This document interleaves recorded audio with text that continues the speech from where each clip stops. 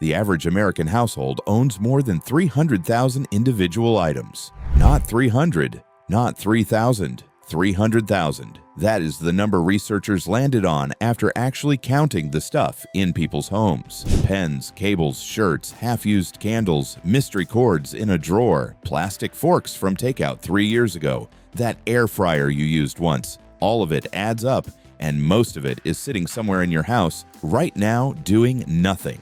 Meanwhile, the same household is statistically less than $500 away from a financial emergency. If you had an emergency come up and you needed $1,000 in cash to handle it, could you come up with it? Money editor John Delano reports a study finds most Americans are not saving as much as they should be.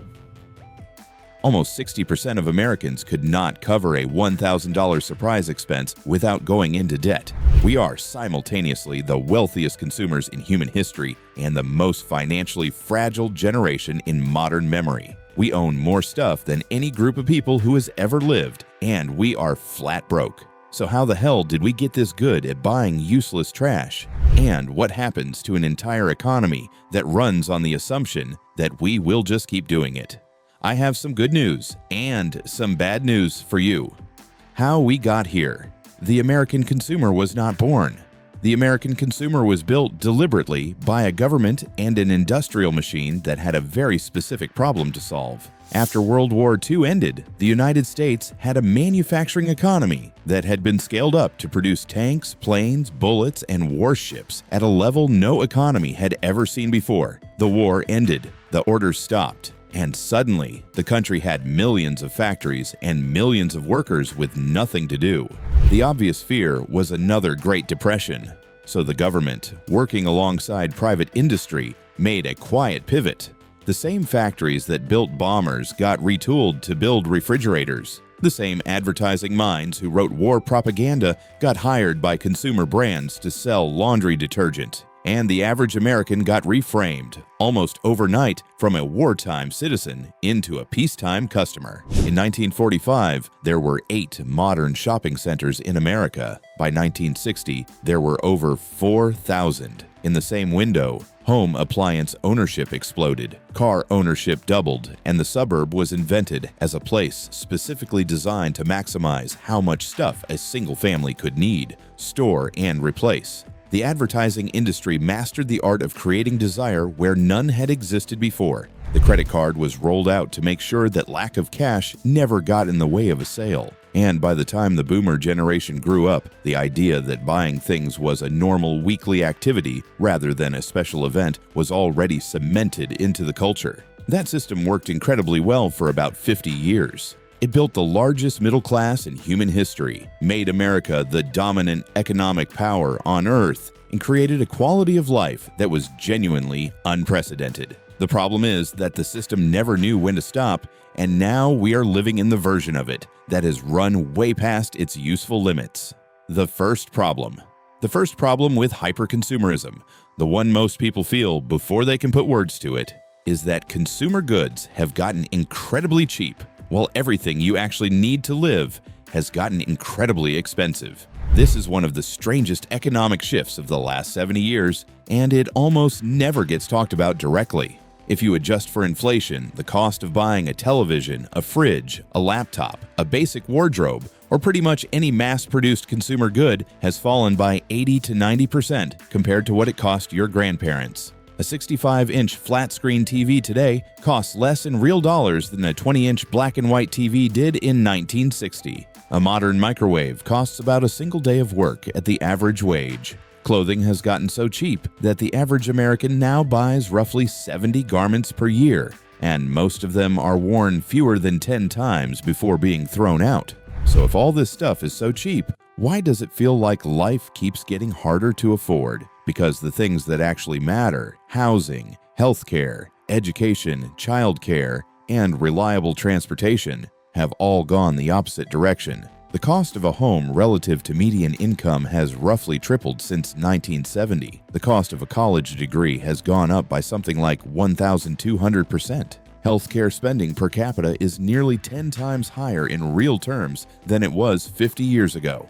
And these are the categories you cannot opt out of. This creates a really weird psychological trap. You can fill your life with cheap dopamine purchases that feel like progress. A new pair of shoes, a nicer phone, a faster gadget, an air fryer. You can watch your closet get fuller and your shelves get more crowded and feel like you are doing better than your parents did. But the actual indicators of stability, owning a home, having savings, being able to afford healthcare without panic, are slipping further out of reach every year. The stuff is cheap. The life is expensive. And the gap between those two things is exactly where the trash gets stacked. The second problem is that the entire economy now depends on you not figuring this out. Consumer spending makes up roughly 69% of the American economy. That is significantly higher than basically every other major country in the world. In China, it is around 38%. In Germany, it is closer to 50%. In the EU as a whole, it is about 51%. Even within the developed world, the United States is an extreme outlier in how much of its economy is built on people buying stuff they did not need yesterday. This is the part that should make you uncomfortable. If a meaningful share of Americans suddenly decided to start saving more, buying less, and only purchasing what they actually needed, the country would tip directly into recession, not eventually.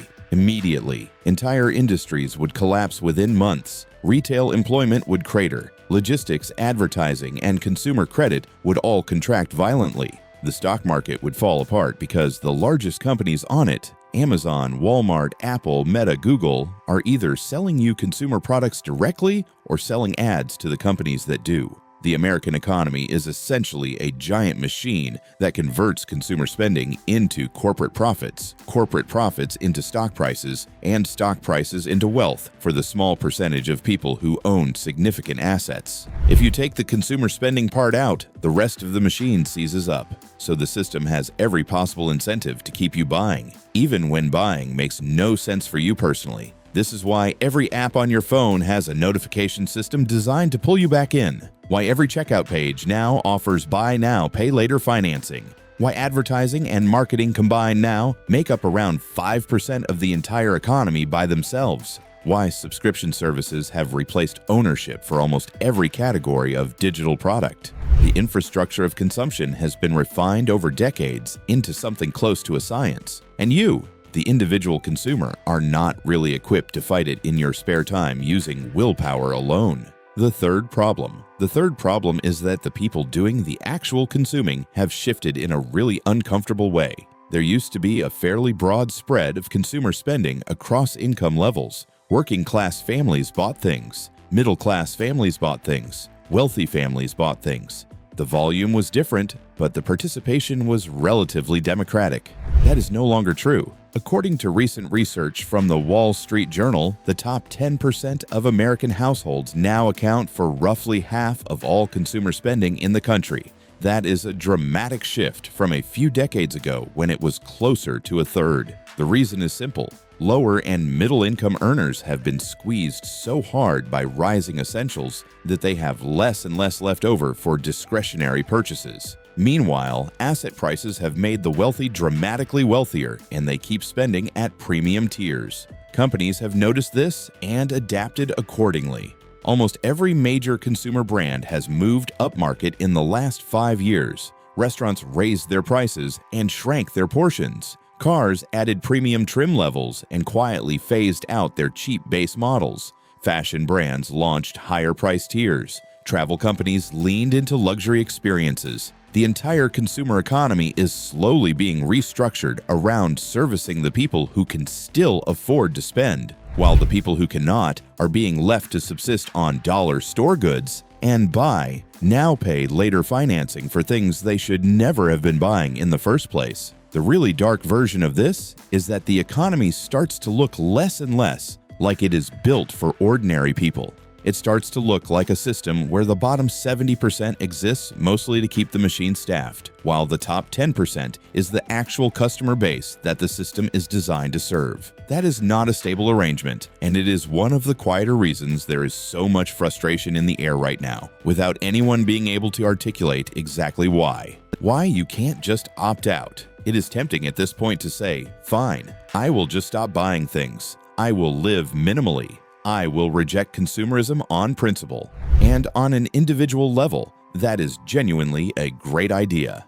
Pulling back on low-quality impulse purchases, canceling subscriptions you do not use, and being honest about what actually improves your life is one of the most powerful personal finance moves you can make. But you cannot really opt out of the system, and that is the part that frustrates people once they realize it. Even if you stop buying anything beyond essentials, you are still living in an economy where almost every essential expense has been shaped by 70 years of consumer-first policy. The reason your city is impossible to navigate without a car is because the post-war consumer economy built America around cars. The reason housing is so unaffordable is because policy choices favored single-family suburban sprawl over dense, efficient housing for decades. The reason healthcare costs are obscene is because the entire system was built around private spending rather than public provision. You can stop buying trash. You cannot stop participating in an economy that has been engineered around the assumption that you will keep buying trash, so your individual choices matter, but they do not actually solve the structural issue. They just protect you a little better from being one of the people the structure crushes. The honest answer. So back to the original question, are we too good at buying useless trash? Yes, obviously yes. But the answer to that question is not as simple as everybody just collectively deciding to buy less. The honest version is that the American consumer engine has done some genuinely amazing things. It made modern conveniences accessible to people who would never have been able to afford them historically. It funded technological progress that has improved life expectancy, productivity, and human comfort in ways that previous generations could not have imagined. It built the world's largest economy and turned the average American into one of the wealthiest people who has ever lived in any culture, anywhere, at any time. It has also created a country where most people feel stretched thin, even while owning more stuff than any humans before them.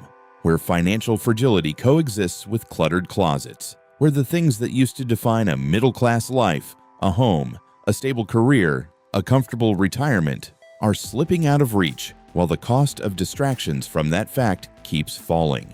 The cheap stuff is a substitute for the expensive life, and the more efficiently we churn through the cheap stuff, the further away the expensive life gets. What you can do, individually, is be honest with yourself about which purchases are actually improving your life, and which ones are just filling a slot the system designed for you to fill. Some of your spending is genuinely good. Some of it is a habit you inherited from advertising. Sorting those two categories out is one of the highest return uses of your time in modern personal finance, and almost nobody does it carefully. You probably cannot fix the bigger system, but you can stop being one of the people the bigger system feeds on, and that is more than most people manage in their lifetime. Now, if you found this video helpful, make sure to hit that like button, subscribe to the channel so you never miss an upload, and ring the notification bell while you are at it.